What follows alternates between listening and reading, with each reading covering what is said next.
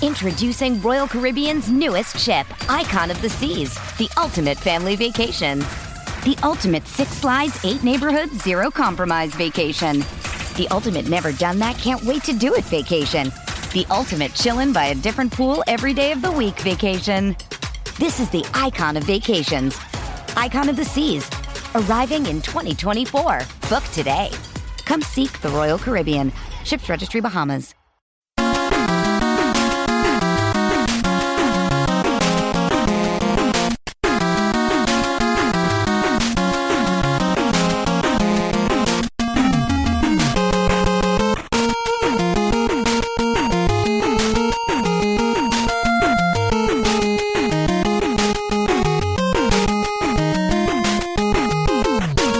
Hockey fans, are you ready to brave the wild with me, your host, Paladino Joey, or Joey Awajan? Brave the Wild is available on Apple Podcasts, Google Podcasts, PodMN, Spotify, iHeartRadio, TuneIn Radio, Audible, Stitcher, Double Twist. Thank you always for downloading and listening to this show. It's a great pleasure to have you joining me once again today. Unfortunately, the Minnesota Wild season did come to an end, but in 7 games versus what I thought for a minute there looked like it was going to be 5. Amazing comeback, but the Minnesota Wild lose their first ever Game 7 in franchise history. Nice run, but as I said on Twitter, well, crappy ending. I won't say the actual word because I was pissed off, obviously. You know, we're all competitors in our own way, I guess. You know, we all, when you watch a game, you kind of get the competitive juices flowing, and the game looked promising. It actually really, really reminded me of Game 7 in Colorado, 2014. Not 2003, 2014, where it was just back, forth. The Wild never let in the game until the final score. We kept tying it up, and then, well, this time it just didn't happen. You know, this Vegas just kept scoring as things snowballed so dramatically after what looked like a pretty lazy, frustrating, crappy play by Jordan Greenway on one of Genmark's goals. Genmark, who the heck is that? Very frustrating hat trick for him. Yeah, we know. But, I mean, still, it wasn't Mark Stone. It wasn't Pacioretty. Though, of course, Pacioretty. It was actually Pacioretty's goal where the Greenway play took place. Yes, Pacioretty came back, and Ryan Reeves came back, and he shoved Ryan Suter into the goal, which is real cute, into the goal. And Suter had his cheek swollen very badly. And Ryan Reeves couldn't believe there was a penalty, and he kept going at it. And it's like, right, okay. Ryan Reeves didn't make any new friends during the course of this series, especially not after that. That was some BS. Say what you want about Ryan Suter.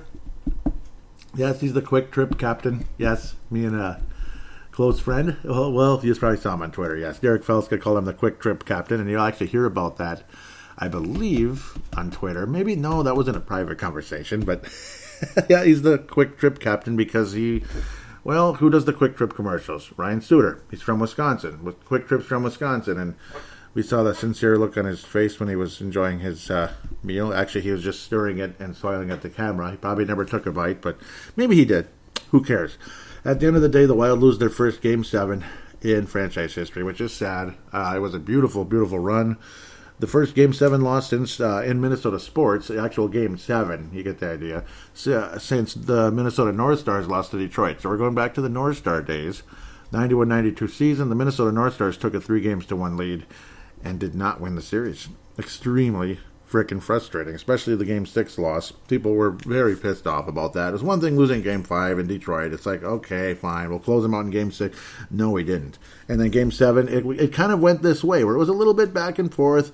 Detroit looked like the better team, and then they just pulled away. And it was like, yeah, it was really sad. It was. The Game 5 win, it was gutty and everything, but the second period was horse crap. What was it, 22-1 in shots in that period. The problem with the Minnesota Wild throughout this series, and ultimately why we didn't win, particularly in Game 7 and all the other games we lost, and even in some of the games we won, puck possession. I mean, we couldn't win faceoffs.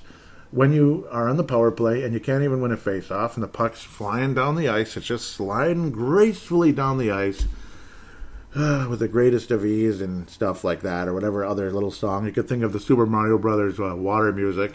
Da-da-da-da-da-da-da, and the clock's ticking away. That's going to kill your power play. And you got to win faceoffs once in a while. Bonino's capable of it. And he's all right. And I'd like to bring Bonino back, basically in a Matt Cullen role, which I think pretty much is what he's going to be at this point.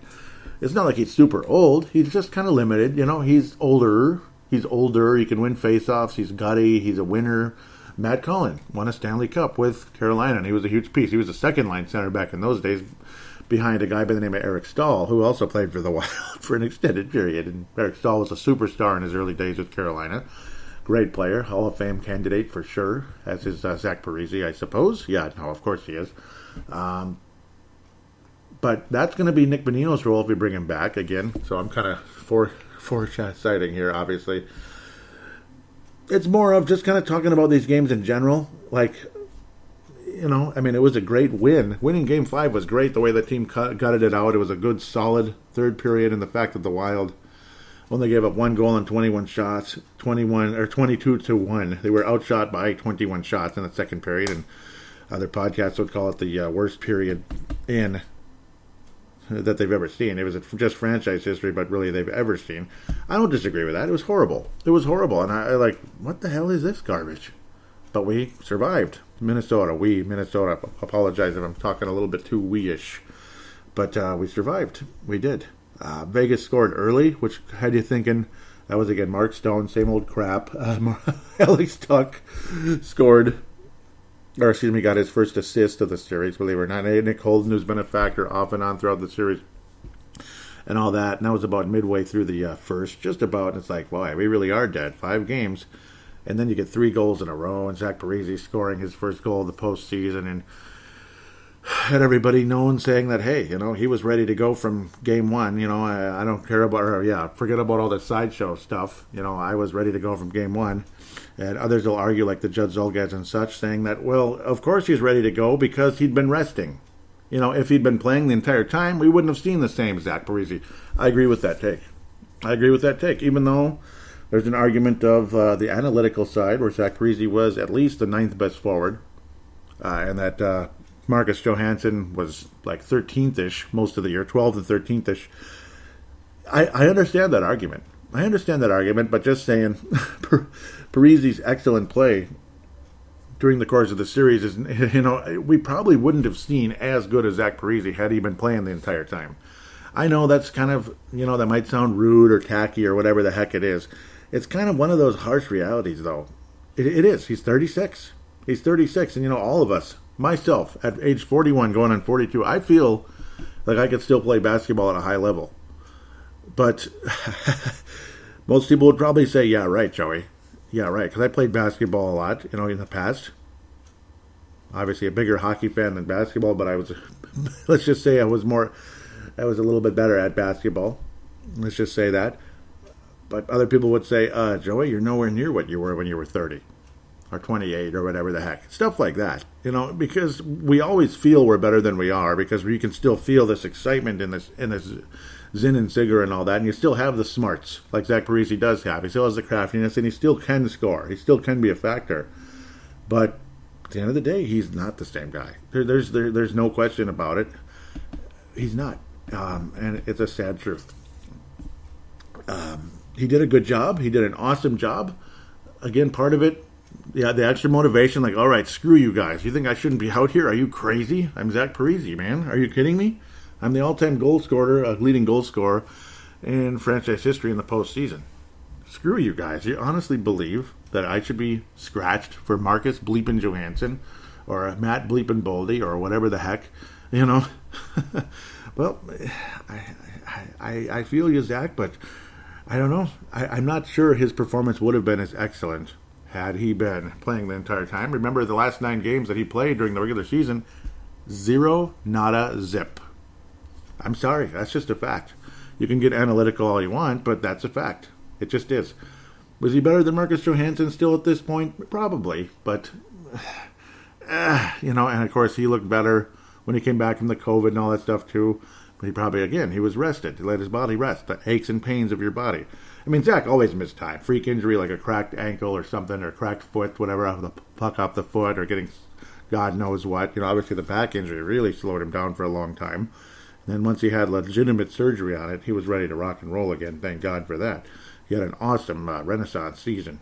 But generally speaking, Zach Parise is not the He's not the star of the team anymore. He's just not. And I don't know. He's a little bit tone deaf. That's what Declan Goff said. He's a little tone deaf, and I can understand that argument. I kind of lean that way, actually. We can all be analytical as much as we want, but at the same time, sometimes there's more to it than just that at the end of the day. Kirill Kaprizov finally scored, and that was an awesome goal.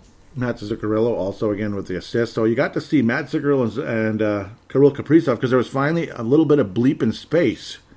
Obviously, awesome pass. It was the same type of stuff we saw between Zuccarello and Kaprizov. The nice, just gorgeous little saucer pass and the beautiful release on the shot and the goal. Because he finally got some effing space. Finally got some effing space, and there you go. And even Greenway was able to score off of rebounding off his own shot. Kalen Addison with the lead pass to Greenway. So Kalen Addison obviously playing because Susie is injured. Shoulder situation going on there, and of course we'll see what happens. He's been kind of, unfortunately he did not play again the rest of the season, and we'll see if he's playing his last game for Minnesota after that point. That would have been game 4 for him, and maybe game 7 might have been the last game for Zach Parise. But a beautiful win on the road, despite the fact it was not a pretty win, but it was a win. It was a win. The point is we scored freaking goals. That's what matters. We scored, and they didn't on their shots. They had plenty of shots, and Talbot was fantastic. And, of course, there were a lot of blocked shots throughout this entire series. Both of these teams led the league in blocked shots during the regular season, so there was a lot of blocked shots in the season, in the postseason. Not a big surprise there.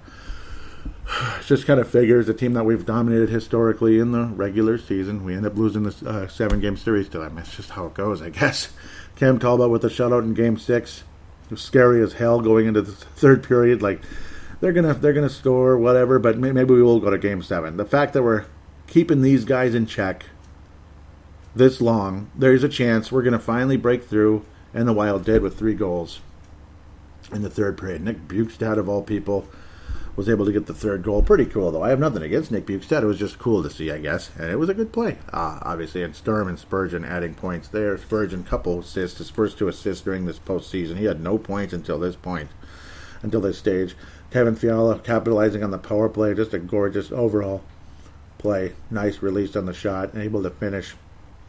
Ryan Hartman scored early as well with Fiala. Again, setting him up very, very nicely. And Parise even adding an assist there as well in that 6th game. And I remember in the past, Parise would have like 3-point games in Game 6, leading the Wild to Game 7 versus the Colorado Avalanche way back in 2014. He had a couple goals and an assist, if I remember correctly. And he also scored, I believe, the dagger goal versus the St. Louis Blues, yes, back in 2015 when we advanced past them in 6 games. For the first and so far only time in franchise history we won a series without having to go to Game 7. Pretty cool. Our Game 6 history is pretty damn good, to be quite honest. We won Game 6 versus the... It's not perfect, obviously, and I'll kind of rattle this off the top of my head anyway. We lost to Colorado in 6 in when the year we won the division, so that one's no good. We never got... but yeah, let's go back to the beginning. Colorado, we won Game 6. Vancouver, we won Game 6 in 03, pardon me. There was no Game 6 versus Anaheim, so we were 2-0 at that point. Many years later, Chicago, in the first round, only a 5-game series. But of course, before that, we lost Game 6 versus Colorado. We never got to Game 6 versus Anaheim, and then against Chicago as well. So 2-1 at that point, going all the way up to 2014. We won Game 6 versus Colorado again to force a 7th game, as we were down 3-2. That was kind of a back-and-forth type of series. It was 2-0, then it was 2-2. Colorado won Game 5. We won Game 6, so we were 3-1 at that stage, we being the Wild, of course. And then we lost Game 6 to Chicago with the stanchion gate garbage, 3-2 there. And then, the next year, we beat St. Louis in 6 games, 4-2. And we never got to Game 6 versus Chicago. We got swept. That was just freaking devastating. Oh, that was devastating. Whew, that was bad. We lost to Dallas in 6 games. So 4-3, and then we won here. So 5-3 overall. That's a good record. Okay, sorry for taking so long there, but that's a good record, decent record. Never got to Game 6 versus Winnipeg. That was an awful series, and that was also brought up multiple times this weekend with the Wild losing in the 7 games here. We still have things to look forward to, of course, with guys like Kirill Kaprizov, Kevin Fiala, and though somebody might get traded here, somebody significant, as I try not to get too far ahead here. But back when we lost that 5-game series versus Winnipeg, and even last year, yeah, we had Fiala to look forward to, and hopefully Kaprizov was going to pan out and be fantastic. We all probably figured he would be, but we didn't know how quickly and how good he really would be, because you just don't know until they're on the ice in the NHL. We had some hope last year, but we had a lot of holes, goaltending, this and that, and the culture hadn't improved yet, this and that. But as you head into Game 7 and things snowballed the way they did, it looked like Colorado all over again back in 14. Maybe the Wild would come back and win it the last second, force overtime, tie it up and win it in OT, but it just wasn't meant to be. There was no overtime this time around. So, and there was no Darby Hendrickson making it 3-2 late in the third period, which was so freaking awesome. Scoring on Dan Cloutier of the Vancouver Canucks. Such an awesome moment that was. But you lose this game with some hope, with some absolute hope. You got Kaprizov for sure. Fiala probably, unless he's included in some trade to get a Jack Eichel or who knows. I would be disappointed to see Kevin Fiala go, but we'll just have to see what happens. It's all yet to be seen. It's all yet to be determined. Yeah, Brodin inked for a while, and he looks fantastic. He doesn't feel like he's part of the problem of the old guard, where it was just a bunch of guys who were good, but nothing great. There was nothing special about Coyle, Niederreiter, or Granlund. And I know a lot of you love them, and Zucker. A lot of you love them and this and that, but things weren't progressing. Brodin, I think, is more important than any of those guys. Dumba, unfortunately, might be part of the guard that's on his way out at the end of the day. And I would not be surprised one bit.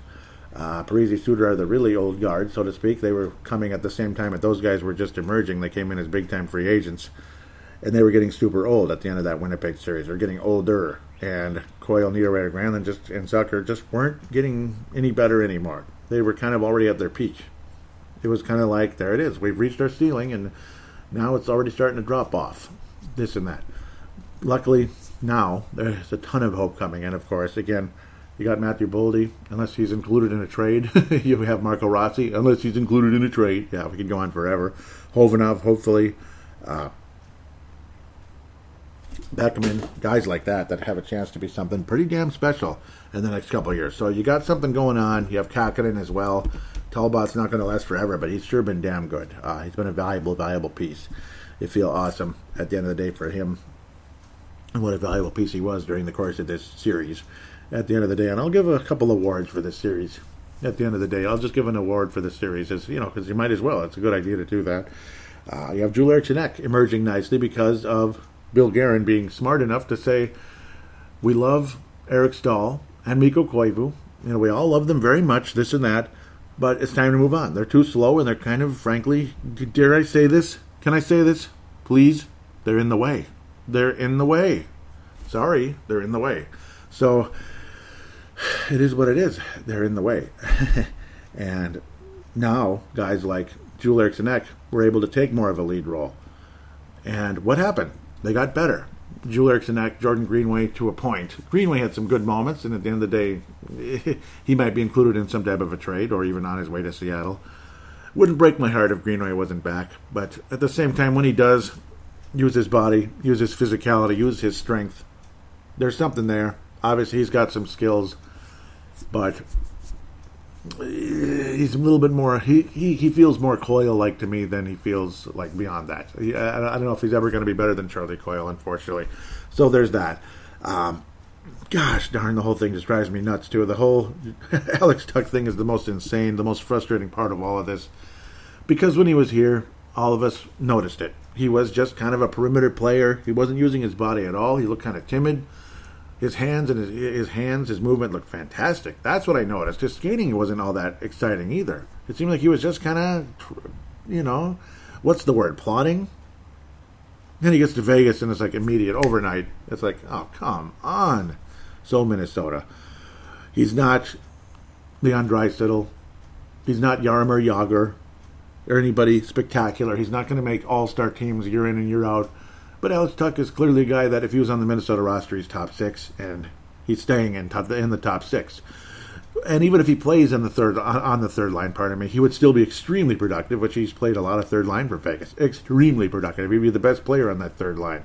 Kind of like Parise could be at times when he was, relegated to the third line, but still pretty solid, like a 25-goal guy. Alex Tuch's value was pretty damn good a lot of the time. I'm seeing that Greenway play now, that Pacioretty. Yeah, Greenway is just kind of like, Yeah, he was just kind of skating behind him, just kind of, casual, just going for a little stroll, and then Pacioretty's like, thanks. Centering pass, scores, no resistance. So, I just had to see that again. It's just kind of flashing at the background in the Game 7. That was the turning point of the game, by the way, when the Wild had just tied it up. Beautiful play, obviously. It was not. The Parise goal was the first one. Kaprizov goal from Zuccarello again on the power play. That was just freaking awesome. That was, what's his name, getting his just due. That freaking Ryan Reeves, obviously for bruising Ryan Suter's cheekbone pretty badly there. That was nasty. Parise, though, with kind of like a between the legs goal. That was freaking cool, actually. Kind of receiving the pass from Jules and and finishing it. That was awesome, actually. But Alex Tuch obviously has become a very, very, very solid player for the Vegas Golden Knights, and he's a better skater than we thought. And he doesn't just kind of screw around in the perimeter, because if he did, we weren't going to get far with the guy. He was going to be a disappointment. He was going to be like a worse version of Charlie Coyle, use his body even less than Charlie Coyle, and we'd have been frustrated. So that's what we thought we were having, and figured, okay, well, I guess give him up and see what happens. We lost Eric Holla too. Oh well, he's nothing. Yeah, and then Holla ended up being spectacular. He's just a fourth line center. He ended up being really good that year for Vegas, helping them get to the Cup final. And of course, again, Alex Tuch took strides forward immediately after that. Was Talbot at the top of his game in Game 7? No. Is he the reason we lost? Not really. No. I think the play in front of Talbot was not good either. We weren't blocking shots though we were earlier in the season. That Hague goal was bullshit. Pardon my French. It's bullshit. Come on. But there was just no blocking. There was just nothing going on. It just felt like everybody was frozen in place. Like, it went in. Holy cow. Stuff like that. The Nicholas Hague goal drove me crazy. And I don't like Nicholas Hague at all, especially after this series. But it is what it is. It is what it is. Zach Whitecloud, I'm not a big fan. Pacioretty is what he is. He finally played, and he scored probably the dagger goal. And, well, it ended up being the game winner. It was definitely a dagger. Max Pacioretty. And if he's healthy, this Vegas team has a shot of actually beating the Colorado Avalanche. What do you think of that? Most people are thinking whoever wins this series is just going to get rolled by Colorado anyway, because I'm such a great predictor. I had St. Louis beating Colorado in 6 or 7, and they got rolled right out of the gym, or right out of the rink, I guess would be a better way of saying it. Very depressing at the end of the day, but what are you going to do? I don't even like St. Louis. I don't like St. Louis or Colorado. I like Vegas and Minnesota way more. As for the rest of the teams in the division, kind of is what it is. Boy. So, yeah. Let's look at the rest of the playoffs here in a second, but I'll give and of course, Jules Eriksson looked like he was injured in Game 6, but thank God he was able to play in Game 7, but he was definitely limited. Very sad. Looked like he banged his knee really hard on either metal or on the ice, but I think it was the metal of the freaking goalpost again. Man, scary situation. People have been getting hurt like crazy. The goalpost really was a problem for the Wild during this series, wasn't it? Broken arm for Marcus Johansson, probably a badly bruised knee at the very least for Jules Eriksson. I mean, that would hurt, and it would be immobilizing, no doubt about it. And then Ryan Suter got his face mashed in by that SOB Ryan Reeves. Go ahead and do that to Gabriel Landeskog or something, or Cale Makar. If he does that to Cale Makar, they're going to murder that guy. Ryan Reeves won't play another game in the series. They'll murder him, man.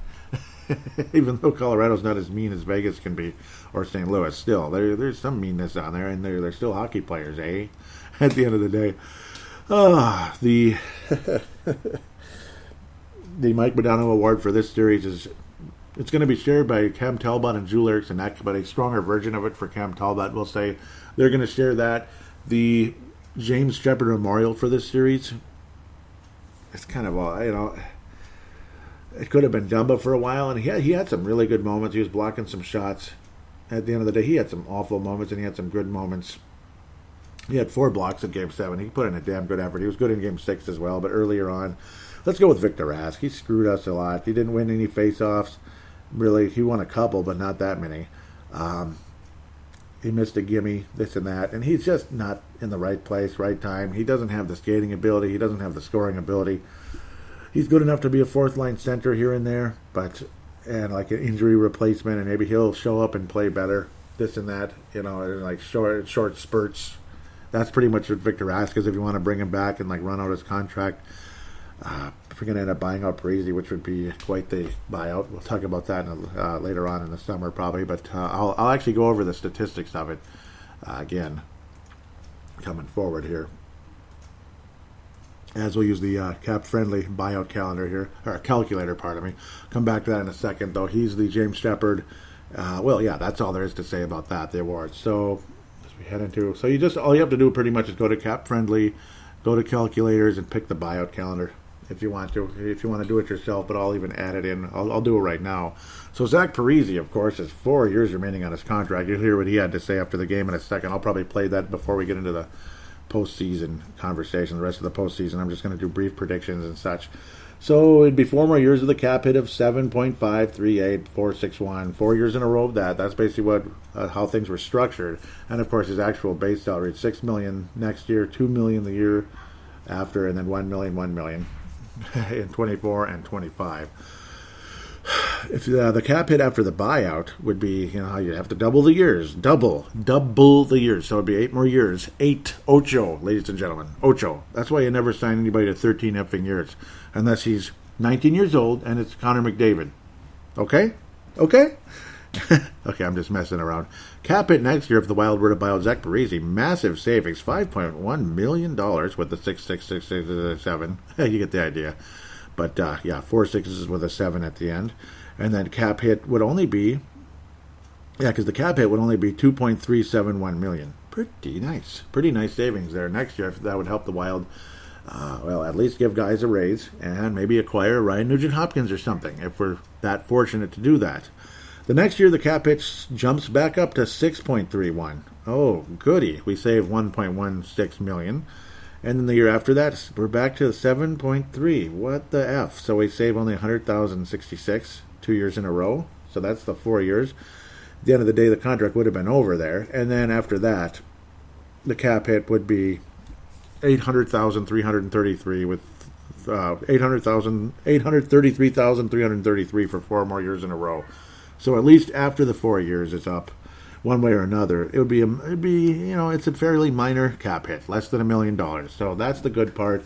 It's just still, you save a little bit of money initially in order to, maybe make some type of a move here in the off season. A Victor Rask buyout, if it had to come to that, would be actually not so bad. But of course, he only has 1 year remaining. It'd be $4 million. His base salary is $4 million, and his cap hit is $4 million. And his cap hit after this, it would jump to 2 years instead of 1.333334 back-to-back years. So you would save $2.6 mil this year. You would save 2.6. Well, you get 6 sixes in a row. That's pretty wild. You would save almost $3 million if you did that buyout and in the cap hit, and you would lose. You would be having to add another 1.3333. You get the idea, million the next year. So that would be the unfortunate thing. You'd actually lose cap space the next year because otherwise the contract would be up. Odds are they're probably not going to buy out Victor Rask. In fact, they think Victor Rask is the Virgin Mary or something. I mean, Holy Victor, mother of whatever. Holy Victor, father of face-offs. Blessed art thou among centers. Yeah, okay. I'm not a Catholic. I'm a different kind of Christian. I'm not Catholic. I'm just making fun of the situation there, how they seem to really like Victor Rask out there. They just love him. Adore him very much. So those are the buyout candidates. Maybe the Wild piece together set up a trade for one or the other where we absorb some of the salary and ultimately get them off the books sooner rather than later.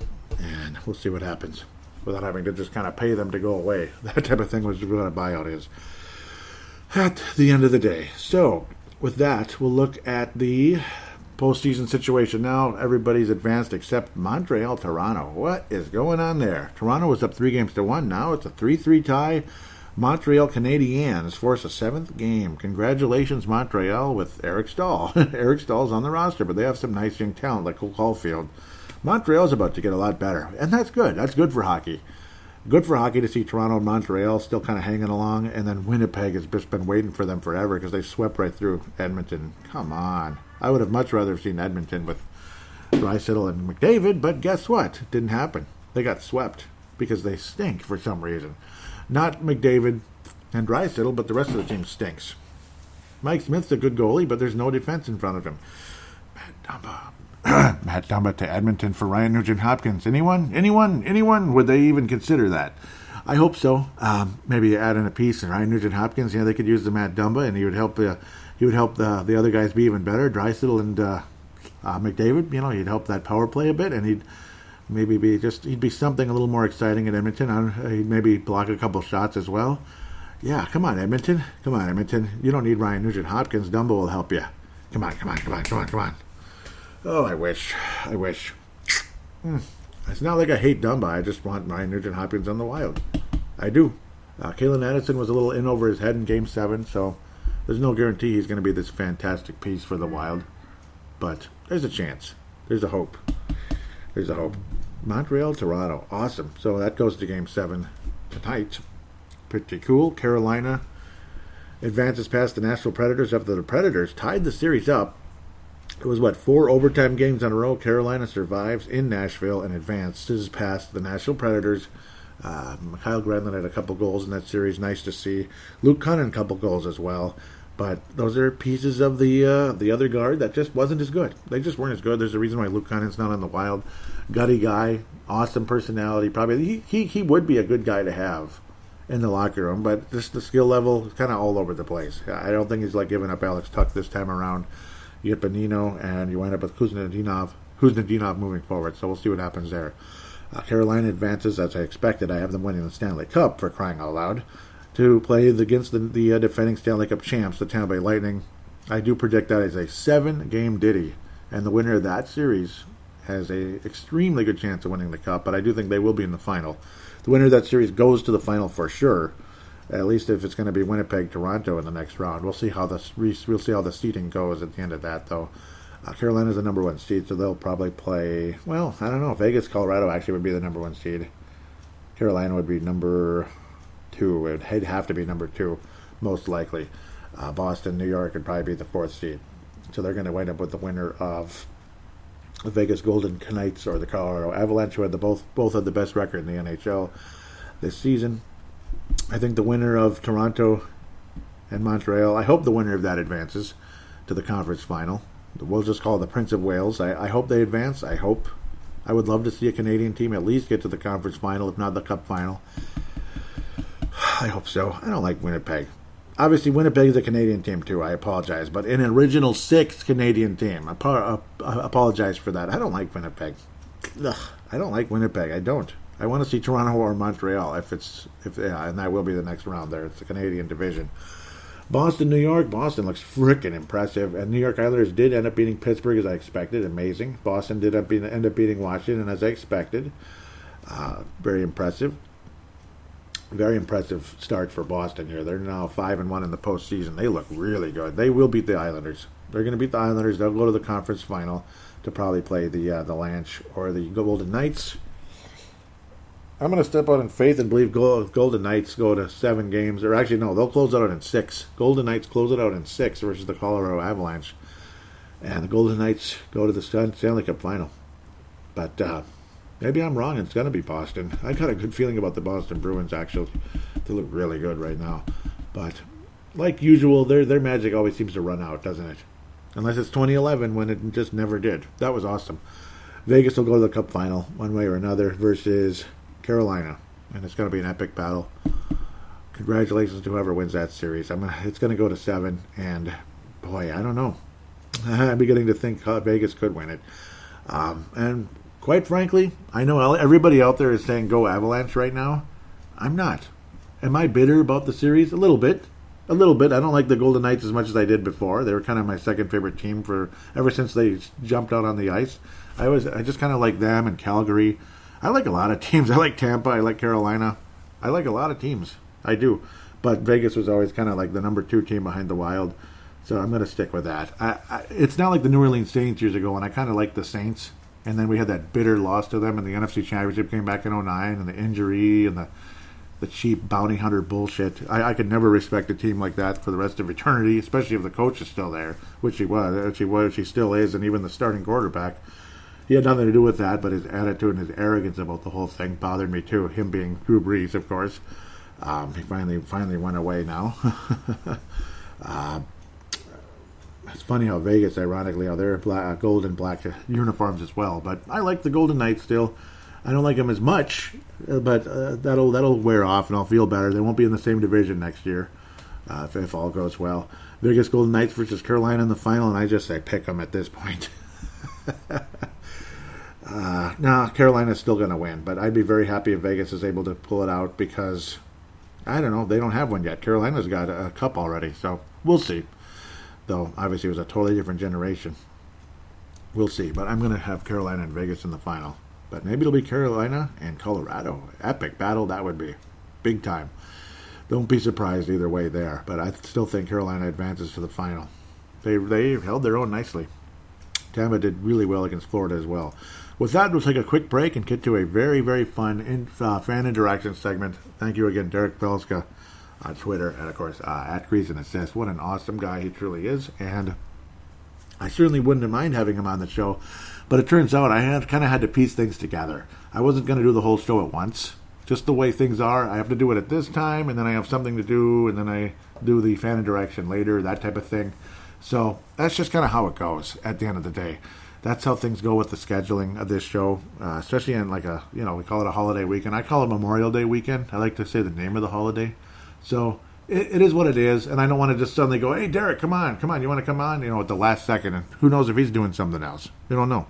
Maybe he isn't. Maybe he is. I just don't want to be that guy to suddenly oh, come on, let's do it now, or whatever. So it is what it is. I appreciate, though, and Yep, I'll have him on again very soon. Though Derek Belzer, what an awesome guest he's been. When he's been on the show, and the shows have done really well when he's been on too. And it's not just about my show's doing well, gotta have Derek on. No, it's because he's really good. He's a good guy, and well, quite frankly, I would listen to the show if he was on. Think about it. If I was a listener of Brave the Wild, and maybe I'm listening 50% of the time, Derek's on, download and listen. It is kind of like that. He's a great hockey mind. It's plain and simple. Great hockey mind, great blogger. He's been writing longer than I've been podcasting, and I've been podcasting for 14 years. That's a long time. He just does a fantastic job, does Derek. So, well, it's 13 and a half years, but you get the idea. It's been 13 seasons doing Brave the Wild. Yeah, but he's been doing it 17 years now. That's a survivor, boy. And survivors are the best people out there. They truly are. With that, we'll get to fan interaction after this.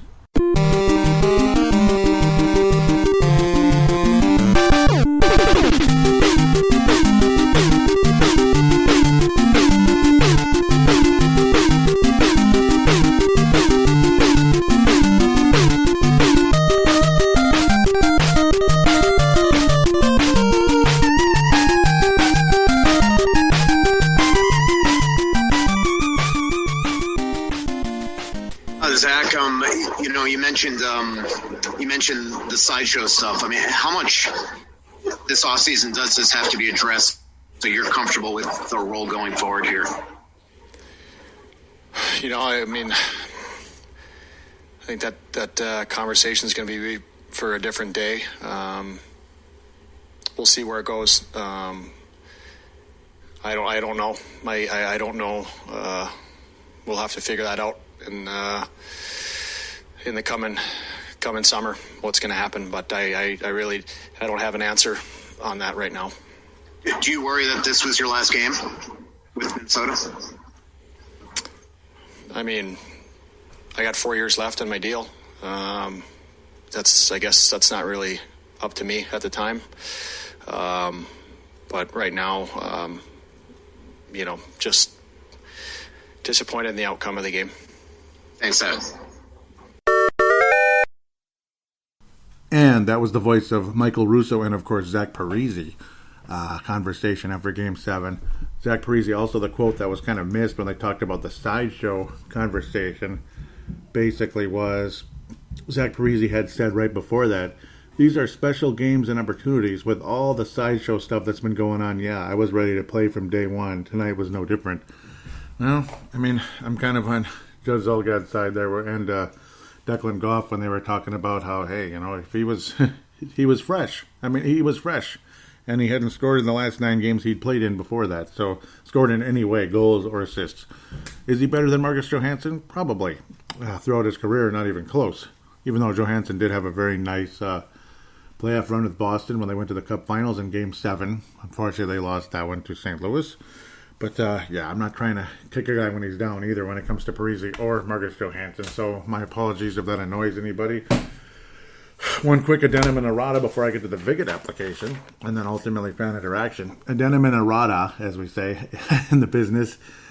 When I said we've sucked at home forever on the last show, it sounded like I'm just saying we always suck at home. No, I meant in the postseason. We haven't had a good record in the postseason. That was kind of the main theme of the last couple episodes of Brave the Wild. So my apologies there if anybody took that the wrong way. I didn't get any hate mail or like questions or what the heck is he talking about, anything like that, but just in case, because not everybody takes the time to tweet or private message or anything like that. So just in case anybody's wondering what the hell is he talking about, yeah, we played well and we've played well at home in the regular season, generally speaking, but in the postseason it's just not been the case. It's been a big frustration forever for myself, and I'm sure many a Wild fan that pays attention to details like that. You think, oh, the great, the nice confines of the Xcel Energy Center, and it's like, well, not so much in the postseason. For Gopher Hockey, yeah, that was wonderful. He won a national championship there, and of course a semifinal game 2 days before. But let's digress. And of course, Minnesota Duluth. Let's digress to the Vig It application, then we can jump right into fan interaction. The Vig It application on Apple and Android devices, of course, just look it up, VIG space IT. So just 2 different words. It is basically a sports betting application without betting real money. You're not actually betting real money, so that's really important that you know that. Social media for sports bettors. You can post about your picks and see what others are saying about games. Vig It betting leagues, a month-long betting competition to see who's the best sports bettor over the course of a month. Free-to-play sports book, bet free coins, win real prizes. And number 4, betting stats. There is great information available on the Vig It line movement where the public is betting. So very important. Again, this is not real money wagering, but again, bet free coins, win real prizes, all kinds of competitions against each other, and like national competitions where you can win real prizes, stuff like that. So very fun. Do download it. And when they ask who referred you, Paladinolive, all one word, Paladinolive, and of course that will be in the show description. Thank you in advance for joining the Vig It application. Would be great to get you on there, get going on there. So now to the actual fan interaction at Brave the Wild. At Brave the Wild is our Twitter account, the Twitter account. Want to thank Vince Germano and Tanae Brown, Vince Germano out of Australia and Tanae Brown for retweeting the most recent show. Thank you guys so very much. I believe it was retweeted by some other people. We'll catch up with that very shortly. Derek Velska shared it, saying, with the Wild trailing 3-1 in the series against Vegas, do you have a Minnesota Wild question on your mind? Okay, that was actually the question part. But yeah, thank you very much. He also, again, shared it. So here we go. Now I get to a couple of questions and comments that were posted right after I had recorded the show, so I can get to them now. So I'm not going to miss you, which is good. I mean, I'm not going to leave you hanging, which is important. Hopefully, yeah. So I won't miss. You won't miss out on getting on the show. Is what I'm trying to say. Vegas Golden Refs at Jody Helvey. So Jody, you're getting on board now. She says Vegas is slowing us down at the blue line, taking away our forecheck. Why haven't we been able to fix that? It's almost like just generally they're just better at it. And I don't know. I mean, they're both teams are deep, but Vegas is kind of a better version of what the Wild are. Though right now, flashing in the background, Colorado's leading Vegas 6-1 in Game 1. Robin Leonard's been in net after a bit here. Yeah, it's a game that's gone south quickly for the Vegas Golden Knights. 6-1 deficit with about 15 minutes remaining in the third period, as Jacques Lemaire would say. It's been an ugly one. It was Vegas was down 5-0 at one point. Then William Karlsson, the former 43 goal scorer, finally scored something. Gosh, Nathan McKinnon has 8 goals already in the postseason. This is the 5th game he's played in, so that's one of the reasons why these teams are just better. I guess Robin Leonard started, and he's not going to be starting a lot of games if it turns out this way. Robin Leonard did start, yes, so I apologize for that. I hadn't been able to keep up with this one as much, and of course, again, the Vegas Golden Knights are not the main focus of the show, and neither are the Colorado Avalanche, so my apologies. I had it on, and then I just, then I was having dinner and all that such, and you know how you kind of lose track of what's going on, because you gotta, you're with your wife, whatever, you can't just stare at your phone the whole time, even though she might do that to me, but I digress there. Kill McCarr, wow, 3 assists. Yep, I mean, it's been dominant. The Wild never took Vegas down like this season. So, well, for all of you rooting for Colorado, screw you. No, yeah. Whether I say screw you or not, they're screwing the Vegas Golden Knights pretty good right now. Robin Leonard has given up 6 goals. It's all been on Robin Leonard. But I'm sure a tired, beat-up Vegas team. The Wild did some damage to this club, and luckily for them, it's just one game. Just like with us, just one game. So that's the good news. That's the good news. Sometimes that's just how it goes at the end of the day. Wow. Let's get to the actual interaction. Yeah, but generally they were just better at it. They were just better at it. Jody, just kind of better at everything. It seemed like, generally speaking, when it came to slowing us down at the blue line, that's just kind of how the game was played. And of course, the Wild did a fantastic job of that in Game 6, the neutral zone traps type style. We kind of did a similar thing to them. It was kind of a back and forth at that, but at the end of the day, Vegas had just had a little more talent than the Wild at the end of the day, and that's why the Wild need to build up some of that talent in this offseason, be it trades and draft and all that, draft picks panning out, God willing, and of course a trade or a free agent acquisition, or both, during the course of the offseason. Certainly wasn't the goaltender's fault, and of course, again, Jonas Brodin's injury as well. A strange part of the, what do they call it, the AC joint for him was tweaked a bit. Sounds like it's nothing super serious. He doesn't need shoulder surgery or anything like that. But, it kept him out of the game. And the Wild had only 5 defensemen in game number 7. Not the way you want to start things out. It's always a really bad sign. And, of course, magically, Pacioretty's back. And, of course, Ryan Reeves is back as well. Brian Herrera also kind enough to retweet the most recent episode. Thank you very much, Brian Herrera, who's apparently we'll get to that in a second. He's somebody who's already written a review for both Purple Mafia and Brave the Wild on Apple Podcasts, so really nice. Derek Felska was previewing the game 5, pardon me. Continue forward here, and yep, he said currently listening to the latest Brave the Wild episode as he talks the Minnesota Wild playoff struggles and takes questions and comments from Jay Bushy, Brian Herrera, VI Sports Talk. That is Isha Jerome of the Soda Pod. State of Hoppy also, the Soda Pod. Nostra Kennis also. Thank you guys so much for the interaction. Always appreciate that. And what were we saying? Me and Isha, again of the Soda Pod. He's the one from Vancouver Island there, British Columbia. What were we saying? He was saying since March it's been absolute hell. My God. Does anybody know how to go down the stairs without causing earthquakes? I mean, it's not that hard. God, I hate apartment life. I can't wait to get out of this one of these days. Gotta have one of the cryptocurrencies move up for me a little bit, because I am sick of apartment life, let me tell you. I was saying Apple Podcast has been awful for a while. Yeah, Isha was saying, Apple, get it together. This is Bush League, Apple Podcast, da-da-da. And I was saying, yeah, but they've been awful for a while. It's really frustrating. And he says, since March, it's been absolute hell. I swear, it feels like even longer. I was saying, I agree, I'm not sure what the hell is going on with these guys. And he says, neither do they. Yeah, Pat, what a cool guy. I love Isha. Yeah, we've just become better friends here through Twitter. Got to get on that show one of these days, I'm sure. And Yep. Oh, man. So I'll continue. And have him on here. Or, of course, again, Hoppy, too, who lives in who lives locally here in the Twin Cities. Hoppy, that would be Scott, the other member of the Soda Pod, the two big shots there. Brian Herrera says, and no Vegas challenges for any goals yet. That was during Game 5, I'm guessing. Must have been. Yeah, I was saying the Wild mean business. This is extremely impressive. This must have been Game 6. Couldn't have been, could it? Yeah, this is Game 6, and he says no Vegas challenges for any goals yet. Yeah, that was Game 6. That was... Because Game 5 wasn't that impressive. It was impressive in terms of, like, we kind of we kind of did something there. Made a move forward. Black Space says, and of course, yep, he's been involved, which is great. He says, imagine if we played like this every game, we would be the Avalanche. We would be the Avalanche. Yeah, that must have been Game 6. It had to have been. Yep, May 24th. And it was. Yep. Oh, we would be, wouldn't we? The Avalanche. Yeah, the Avalanche. They're only up 6-1 on Vegas now. The team that was, we had a tough time. Beth says, this hit hard. Yep. Yeah, it did. Uh-huh. Yeah, we would be the Avalanche. Interesting thought, isn't it? Mm-hmm. It's a good one.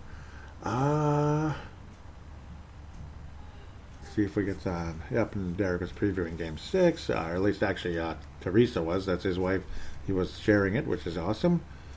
Let's get Game 6 with Wild Nation there. Give that one a follow.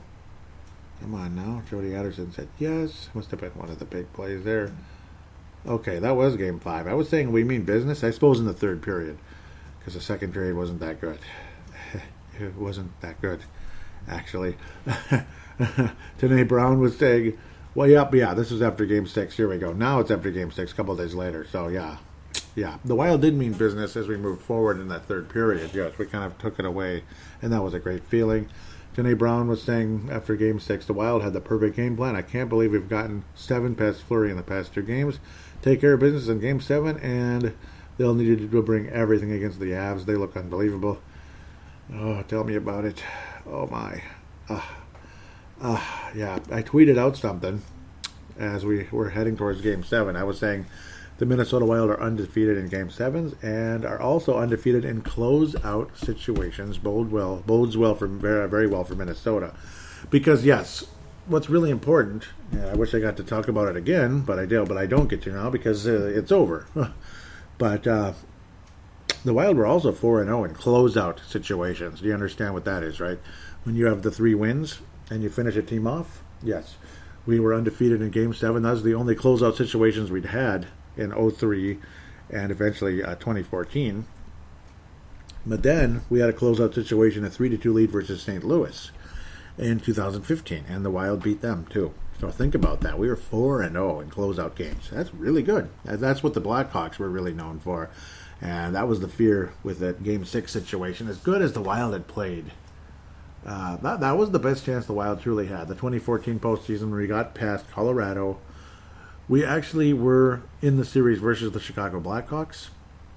It was very similar. Chicago went up 2-0. We tied it up just like we did with Colorado. They won Game 5, and it looked like we might have Game 6. It had gone to overtime. We were hoping for that Richard Park, we'll see you tomorrow night type of goal. You know what I mean? Or we'll see you in a couple of days type of thing. It would have been a Tuesday night Game 7, because I remember that was a Sunday afternoon back in 14. And it just didn't happen. There was stanchion gate. The puck somehow wound up on Patrick Kane's stick, and that was it. It was just devastating. The Wild were that close to going to Game 7 in Chicago. That game might have turned out like last night's game with the, not last night's game, but a couple of days ago here with the Golden Knights, a couple of nights ago, pardon me, with the Golden Knights. Feels like just last night, doesn't it? But it's already been 2 days. And that's Peter Angelo wearing that number 7. Yes, there he is in the penalty box. And, just the Game 7's heartbreaking versus Vegas. But, well, the other major important statistic that we got to bring up here before we continue is apparently Peter DeBoer is now 6-0 in Game 7s. That's impressive. He's the anti-Boudreaux, I guess. Get Peter DeBoer to Game 7, and maybe you can win a Stanley Cup. We'll see. We'll see. I don't know if they're going to survive to a 7-game versus Colorado, but we'll see. Luckily, again, I'll say it one more time for Vegas. It's just one game. I mean, we got throttled by St. Louis in that series. We won in 6, so don't forget that. St. Louis absolutely throttled us. I believe it was Game 4. Made Dubnyk look like doo-doo, and then the Wild still ended up winning that series It felt damn good. It was awesome. Let's Go Wild, says Wild Nation. Derek Felska preview of Game 7. Tom Hayen says it's a lock about Game 7. I wish it was. Oh, Tom, I wish it was. It's a lock, Minnesota Wild. Calm yourselves. Enjoy the day. Get out and play 18 holes. Go catch a basket of sunnies. Yep, sunfish. Oh, man, wouldn't that be great? That's got me feeling good just thinking about that, doesn't it? More worried about Game 2 Tuesday night against the Snowflakes because I'll be back in the 763 for that one. That is, I love that. That's a good one. I like that, Tom. I wish that was true. Would that be cool if we actually went into Game 1 and won? But odds are we'd be down at least 1-0 with the way Colorado looks right now. I'll say for the 19th time now. At least it's just one game. And I'm just saying that to myself as I say how badly Vegas is getting throttled. What? 9-minute power play? See, that's what I get for not paying attention. What? Well, I can't pay attention. I'm doing a podcast and the TV's over there. What the? It's to my left. To my left. Not your left, but mine. Oh, my God. Wow. It's going to be like 14-0. See, maybe Colorado will actually score on the bleeping power play when they get extra penalty minutes. Like, how can you have a penalty last that long? Frick. I missed something very serious, and I'm sorry that I did. Oh, yep. Now me and Ollie Sidikai talk about what Norm Green did moving the North Stars.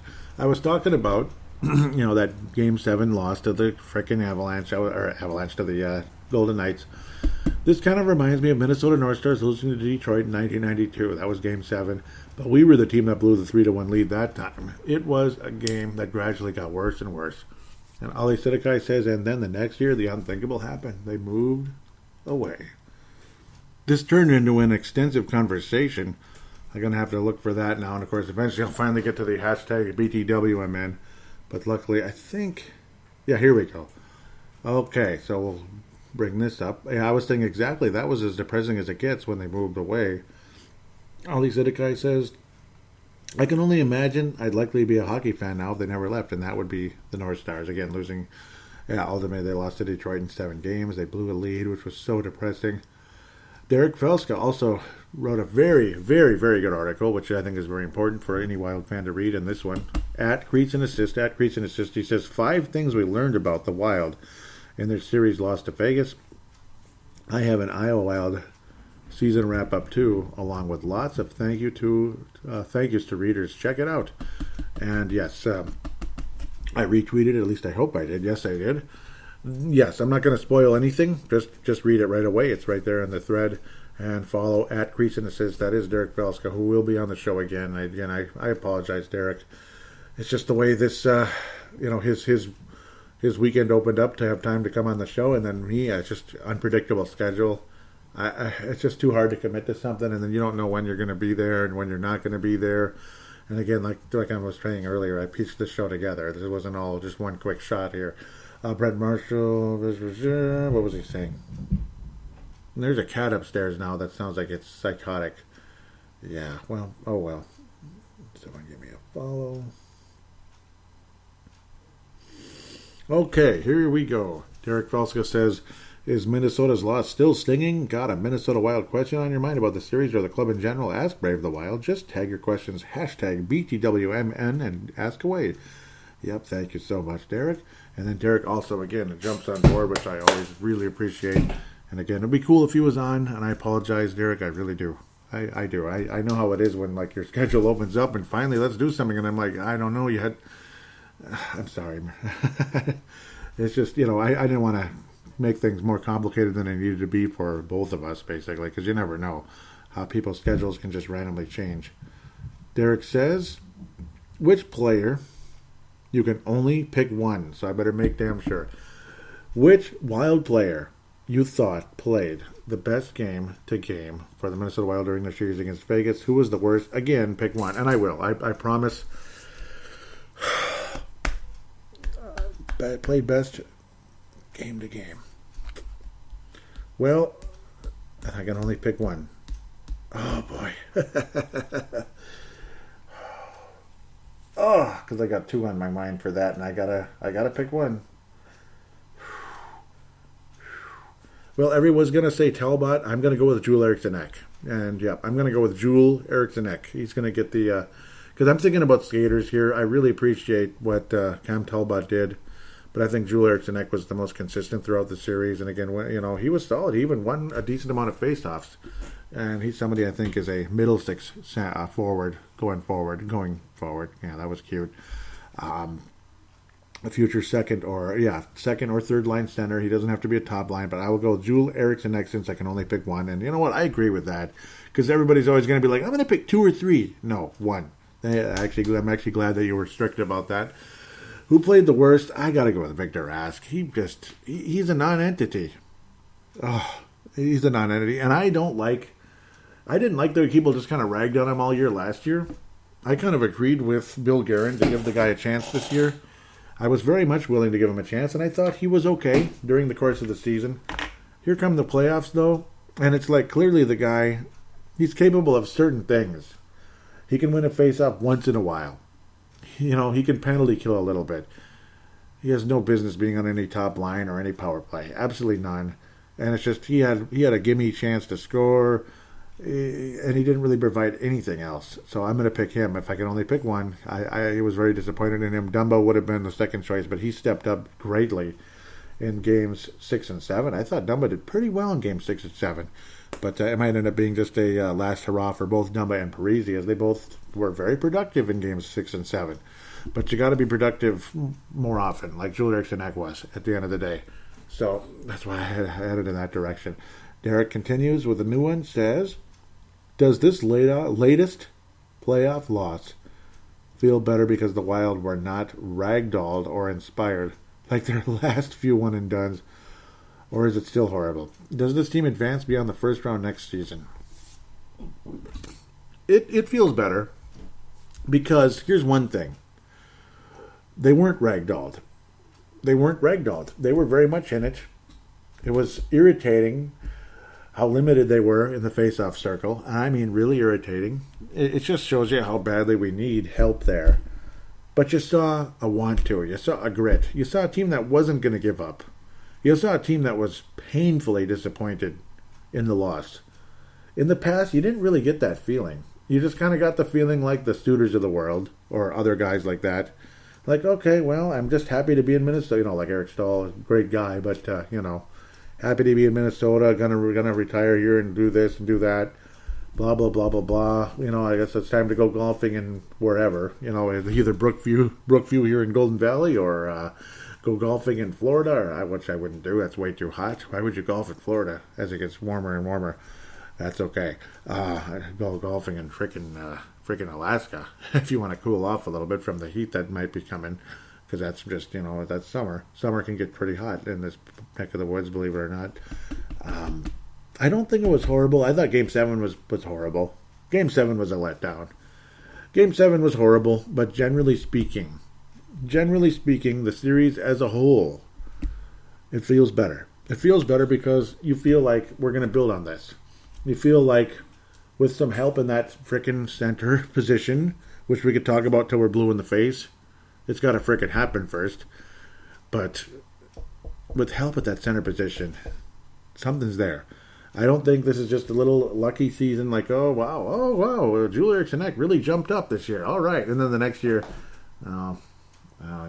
18 points again, in 75 games, 18 points, 9 goals, 9 assists. I don't think that's going to happen. I think Joel's going to be even better.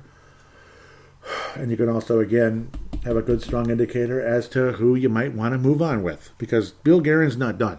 Bill Guerin's not done at all. I could just imagine Billy Guerin, since he hates for some reason, he doesn't like to be called Bill Guerin. He likes Billy. That's unusual. It sounds young. Billy sounds a little younger, but maybe that's why. Or because it sounds like he's still playing. Hey, Billy, over here, Billy. Nice shot there, Billy. Nice shot there, eh? He's definitely not done. And obviously we got 2 draft picks as well. Very unlikely either one of them is going to skate in the NHL next year because they're not going to be that high of a pick. It's 2 playoff teams here. Pittsburgh is already out again, which is really kind of crazy. They're out again. And the team they beat got beat pretty soundly by Boston. Pittsburgh and Boston could have been a pretty cool second round series, actually, but just didn't happen. Didn't happen, did it?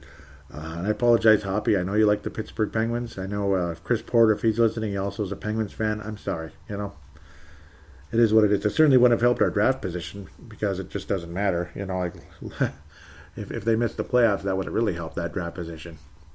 There I go babbling off into La La Land again. I apologize, but at least it's hockey related and Wild related. Game 7 sucked, but it's better. There's just a more positive vibe. There's something to build upon. Does this team advance beyond the first round next season? I say, yeah. Obviously, hockey's fluky. Weird things can happen. You could have the best record in the league, and then the Los Angeles Kings roll in 2012 and sweep you. And you're just like, what? What the hell? Where Vancouver wasn't talking about advancing past the first round. They were talking about winning the Stanley Cup because they lost in Game 7 the year before to the Boston Bruins. I'm sure Isha Jerome was not a happy camper. He was much younger then. Obviously, that's 10 years ago. Even I was much younger, but I was 30 already, 31. That had to be devastating. I mean, it sucks. You get to Game 7 of the Cup Finals rather than just the first round, and you lose. Fluky things can happen, but I think generally speaking, this team should be at least an Elite 8 type of team going into next season. Now I'm almost getting the hiccups here. That's what I get, though, right? Brian Herrera, welcome aboard, and here it is. Yep. Do you remember Iron Metalhead? Yes, I do. He showed up on both the the Brave of the Wild and Purple Mafia Apple Podcasts reviews. Really appreciate you so much. Yeah, so he gave positive reviews for both. I'm going to check out I'm going to look at it right now because I know it's right there still on Brave of the Wild. And again, please, somebody out there do write a positive review about the show. So back in January, Iron Metal Man on Purple Mafia, he was saying, I grinned ear to ear. I got a shout out on Purple Mafia. Made my day. Thank you for making my day. So that was you. Cool. Yeah, here's the Purple Mafia one. Because I know he said something really nice on there. And I know that, but I got a really nice rating recently. That was nice. On the Purple Mafia one. Here he is. Iron Metal Man says, isn't this the host of the Brave the Wild podcast? I love that podcast. Yep, that's me. I'm the same guy. And Timberwolves Explosion if you happen to like basketball. Timberwolves Explosion as well. Yes, I'm a little crazy, but hockey's my favorite. Hockey's my overall favorite, but try to keep up with the Minnesota sports as best I can, and of course I keep up with all of them and learn a lot.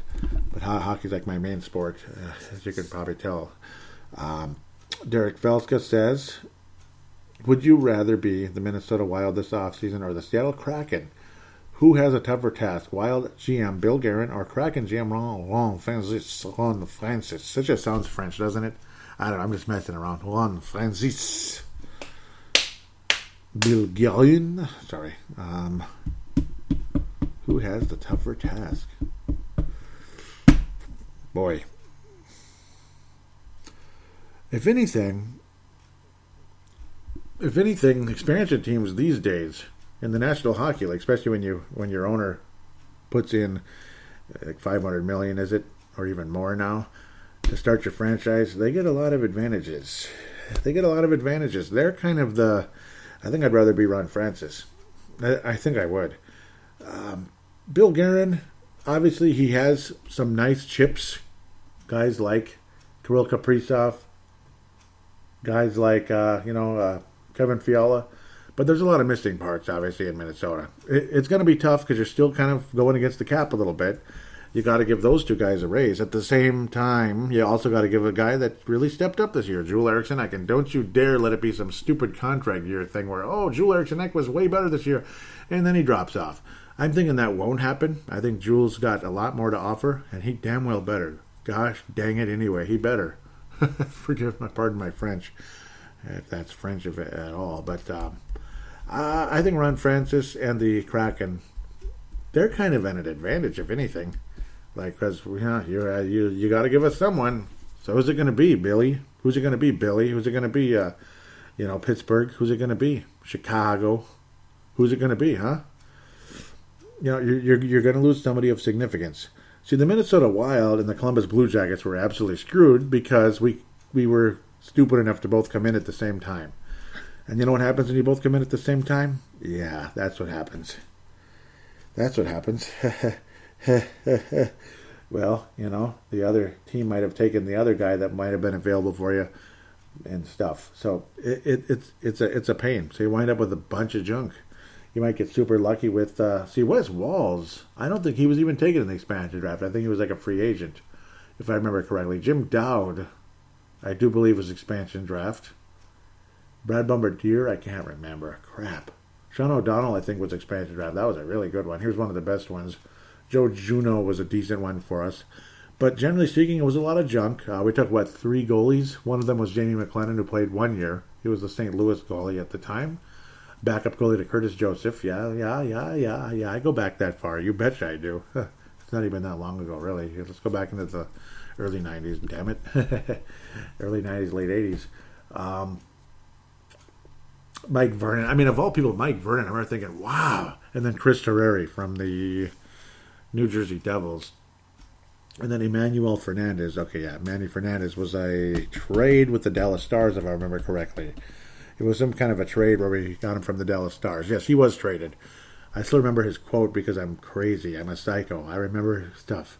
He said, "It's the first time I've been traded, so I'm a little sad, but I'm excited for the opportunity in Minnesota, where he might become a starter." So I still remember the quote, and I'm not reading it. I'm not crazy. Yes, I'm crazy. Because I was that excited about him coming here.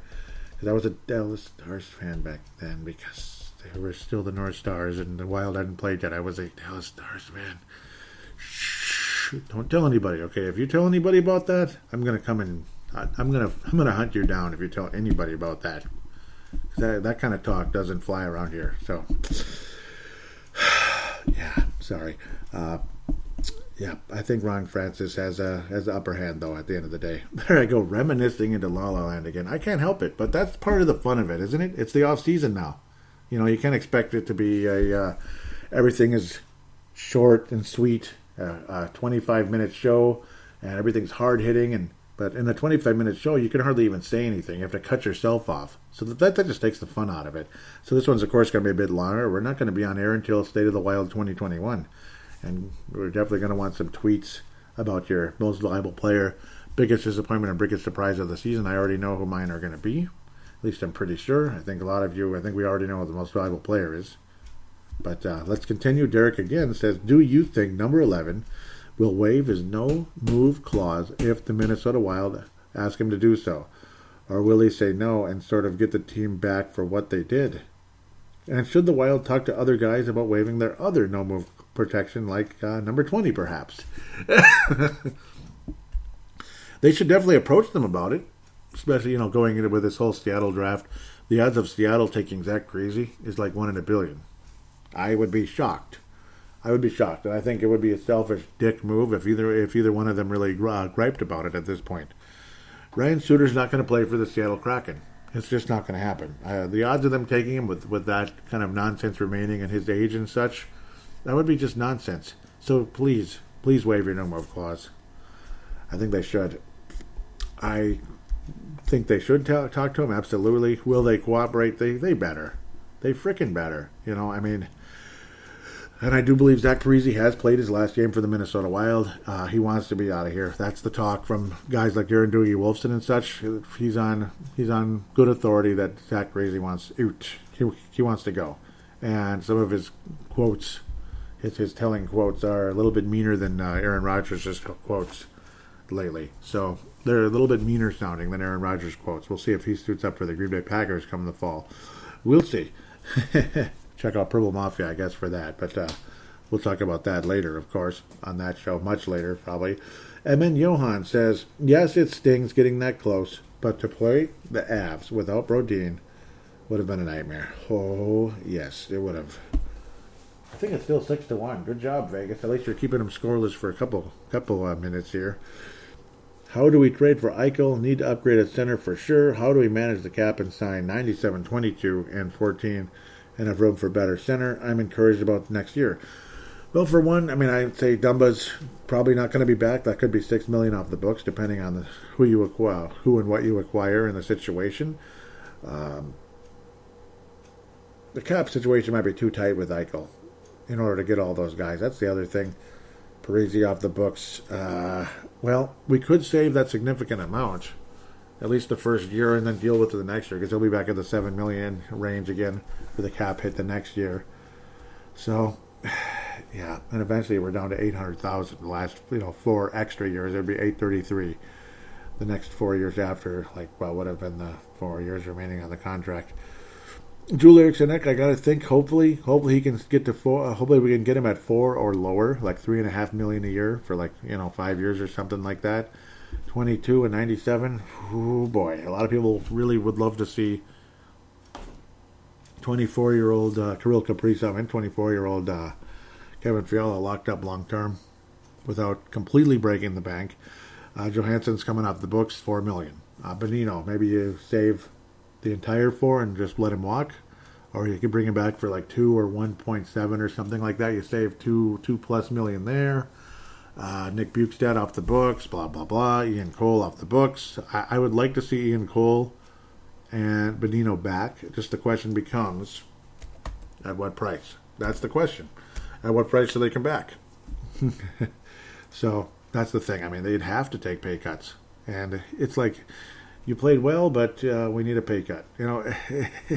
It's a reality. And Bill Guerin managed to keep Ryan Hartman down, so maybe he can get some of these other guys to do the same. We'll see. It really depends. Again, we could see Dumba's $6 million off the books. Imagine if Seattle takes him, that's $6 million off the books. $6 million off the books. Victor Rask, $4 million off the books. That'll be after this season. That's the other thing. It's a tough deal. Tough. Hartman 1.7. That's a very, very, very cheap deal. It really is. Because Bonino, where is he? Oh, he's not even there now because it's next year. Yeah, you're not going to be buying out Bonino. So, obviously not. So it just kind of is what it is at the end of the day. Now we got the actual contracts themselves as I maneuver around. Yeah, see, $4.1 million, he'd be off the books. Marcus Johansson, 4.5. That's 8.6 right there.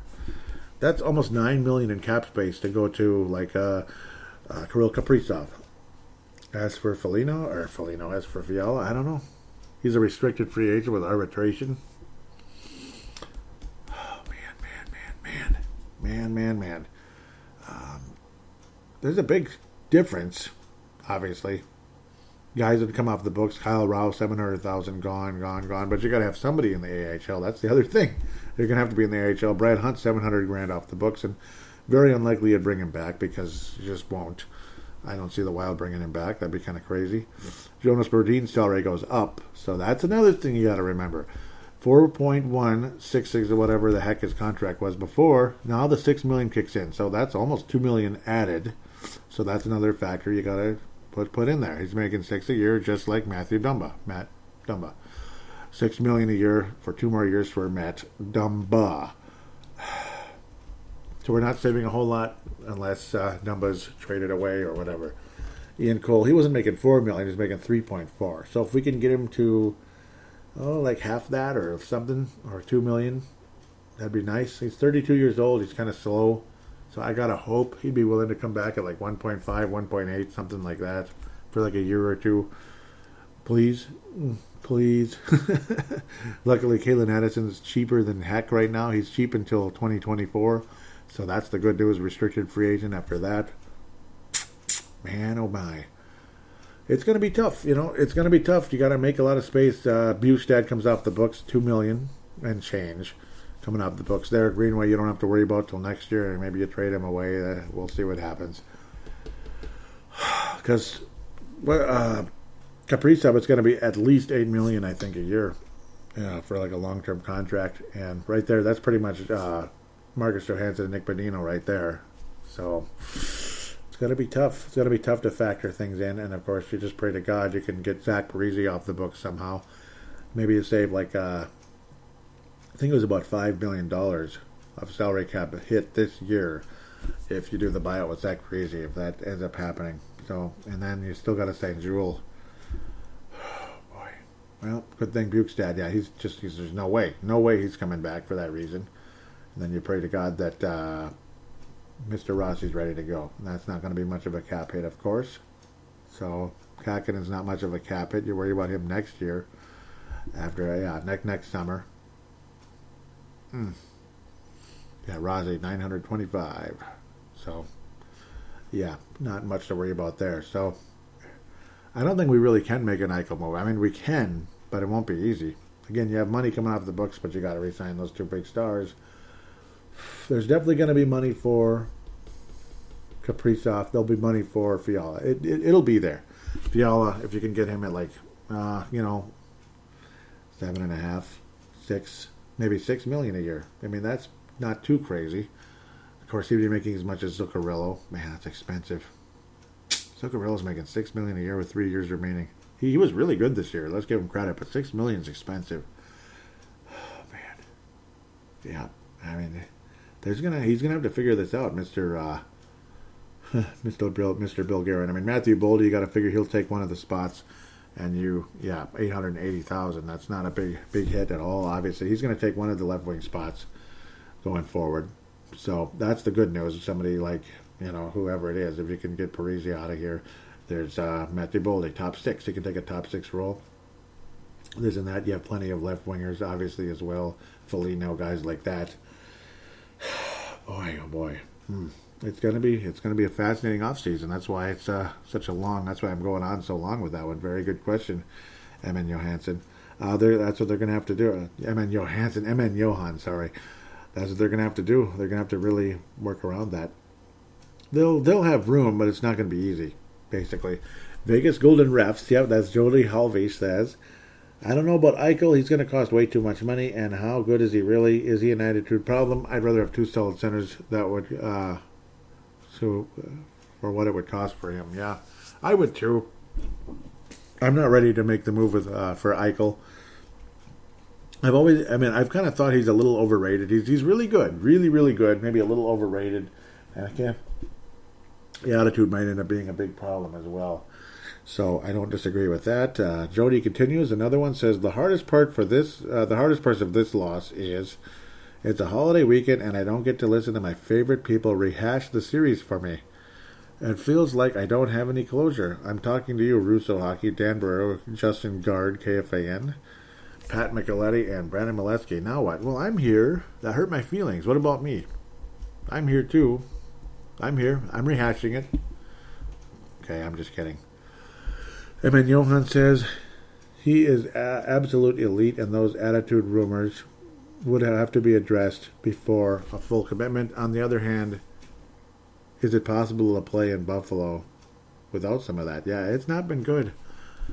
Jody responds with elite. I don't know. So I'm kind of on the fence with that one. I hope he is. I mean, obviously he has elite talent. He does. It's just that, can he put it all together? Can he stay healthy? This and that. Last thing you want to do is commit to a guy and then he's hurt all the time. It's just hell on earth. But enough about Byron Buxton. Okay, Jay Bushy, sorry about that, Jay. Jay Bushy says, it hurts, but what hurts more is the season is over and I will miss my wild Twitter friends. Yep, I'll miss you too. With that said, I'm hoping GM Bill Guerin will not pull a Fletcher and send a prospect who will come back to haunt us like Tuck. Oh. How do you think the expansion draft plays out? I think Bill Guerin kind of makes up his mind about things and holds. And I don't think he's going to panic like Chuck Fletcher did. That's the one thing I feel very confident about Bill Guerin. Fletcher, if he was as convinced as Brackett and Bill Guerin were about Rossi, I think Fletcher might have panicked. Like, oh my God, we got to trade up, and give up Kevin Fiala or something to move up a few spots, or Joel Eriksson Ek at the very least, and then to get Marco Rossi, and then he would have fell to us anyway. See, that's what I like about Bill Guerin. He's the kind of guy who will hold. He will stand his ground and he won't back down, as the song goes. That's where I feel more hopeful. He's not going to pull the trigger on something crazy. He's not perfect. There is no perfect general manager. Every general manager is going to look back and say, ugh, I shouldn't have done that. Ugh. But I don't think Bill Guerin's going to panic and make a mistake. He has that look of a poker player that's not going to just go crazy and make a big mistake. He's That's where I feel confident about this. I think Greenway, Susie, or Dumba are the guy gone. If you want to ask me about how I think it plays out, one of those three will be gone to Seattle. Dumba, Susie, or Jordan Greenway, depending on what they need. I don't protect Jordan Greenway. Depending on how this thing sets up. But right now, I think Greenway is somebody you could leave available. Unless, again, like a Parisi. And unless Parisi and Suter are willing to do their no-move clause. That'd be fantastic. But it wouldn't kill me if Dumba was taken. It would suck to not get anything back, but you would get the $6 million cap space. That's yours now. That's a lot of cap space. And people will want to play with Kirill Kaprizov when they see what he can do. There's just no doubt. Jay Bushy continues, says, yeah, I'm a little concerned about some of his character questions, but we need some more centers, and again, that would be Jack Eichel. Well, obviously he would be a big thing. The only problem is it's putting a lot of eggs in one basket. That's the one thing with Eichel, because he's going to be extremely, extremely, extremely expensive. Jesse says, I'm interested in your take on the expansion draft and who the Wild may have to give up. Well, like I was saying just now, and I know you weren't expecting me to say it when you tweeted that, so I'm not like, I just answered that. No, I'm not one of those kind of people. But, yeah, I think Greenway, Susie, or Dumba are most likely one of the three people gone. It's got to be, right? It's got to be one of them. It can't be Foligno, could it? That would suck. I'd rather have Foligno than Greenway. Obviously, Greenway's got more skill. But Foligno is a glue guy that can hold this team together. He is one of the glues in that locker room. Where Greenway, I just don't see that. He did deliver some punishing hits, but I don't know. Something about Greenway doesn't have me dancing on the clouds. There's just something about him that spells mediocrity. Let's see, what... Okay, so Derek responded to Jesse. Derek said, I was going to say, who responded to Jesse? Derek says, I think number 18, number 24, number 21, number 33, or number 34 are the prime candidates. Yeah, me too. It's obviously one of the goalies, too. Talbot, it could be Talbot. Maybe he'd be like a Fleury for them, if you know what I mean. Like an older goalie, they pick him up, and he's freaking awesome for them. I think you got to unprotect Talbot at the end of the day, because they're less likely to take Talbot than Kakinen. Like, Kakinen would be very high on their list, I got to think. Anyway. Brian Herrera says, how do you always know when Brave the Wild is going to record and drop his podcast? And I responded with, he has a very good source. Well, you can probably guess who that source is. Derek said it's Magic. And, it's time to duel, says. That's funny. Brian Herrera. Well, he has a very good source. You can leave it at that. You can probably guess who the source is. Read between the lines there. He is a very good source as to how he knows. I know it's probably just a bit there. What's this all about? Andrew Didle says, back to the pit of misery, bearing a Minnesota sports fan, I guess. Should be used to it by now. These are kind of like chain tweets, some of them. But still, it's cool to be a part of that. Brian Herrera says, going through your mentions while you record, I see. Believe it or not, that was before that time. Sometimes it's well, and sometimes it's not, but that was actually before. Brian Herrera has a skeleton holding a cell phone, says, my waiting for Brave the Wild to drop a new podcast. Yep, it's finally here. Yep, and Isha liked that one. Thank you, Isha. Let's get the hashtag out there, because I was in the mention section instead. So the hashtag sometimes brings up more. Usually it all kind of comes together. Like, I love the hashtag, though, believe me. Top 6. Oh, yeah. See, yep, this one's different. Yeah, Brian Herrera says, he says, do you remember Iron Metalhead? Well, that's me. Oh, I didn't even read this part. I apologize. Well, with the season over, and we really did better than expected, what two pieces does the Wild need to take the next big step besides the top 6 center, Boldy and Rossi? I want Ryan Nugent-Hopkins. I really want Ryan Nugent-Hopkins. And then there's Deneau as well, out there from Montreal. That he could be at least a free agent signing that won't demand a whole lot. Where he'd at least be like what the equivalent of what Talbot was as a signing for goalie, where it's like, oh, he turned out pretty good and he wasn't that expensive. It'd be something like that. Say if we have to kind of aim for at least somebody who's, at least a middle 6 level, like Deneau from Montreal. And Montreal's going to Game 7 versus Toronto. So, let's see. I would hope Boldy and Rossi will both play for the Minnesota Wild next season. Hopefully for an extended period. That'd be great. I'm in the hashtag here now. Again, hoping for...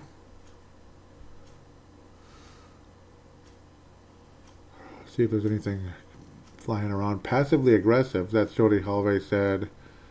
Biggest is... Oh, okay. So she just changed the name. Yep. And I already read that one.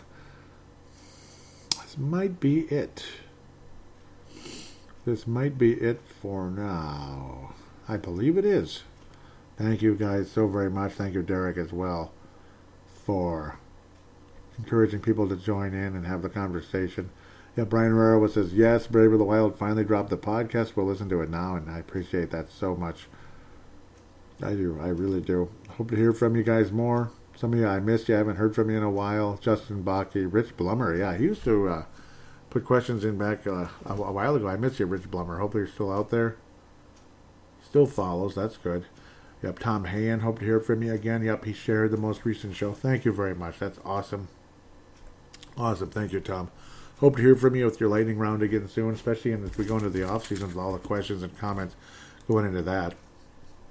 Sorry if I dragged this out a bit, but there was a lot to say. There was a lot to say, especially heading into the off season, because there's a lot of questions and a lot of interesting conversation moving forward. Sorry if I kind of went on a bit long, but hey, it's just more Brave the Wild to listen to, I guess. You don't have to listen to it all in one shot, of course. Of course, by the time you're hearing this, you already have finished the show. Please do tell your friends about it. Please write a positive rating on Apple Podcasts, or Google, Apple Podcasts, Audible, or Stitcher. Would be greatly appreciated. Going to give shout-outs to, again, like I said, Derek Fells, Caprice and Assist, M&W Prospects, of course. I'm a part of that, even though I didn't get to cover anything this year because the two leagues that I cover were not playing this year. Quebec Major Junior Hockey League and British Columbia Hockey League. I wish I got to do those, but it just didn't happen. But they will next fall, at least I would hope.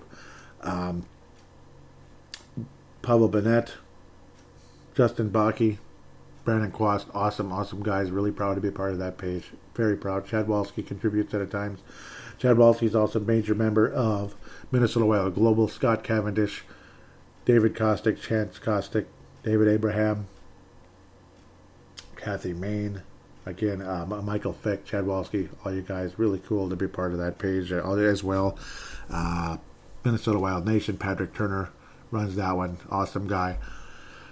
Thank you all of you for the great interaction, the great season again, and it was fun keeping up with this team, and of course there's a lot to look forward to. Like I rambled on about enough, so at the end of the day, look forward to State of the Wild 2021 next.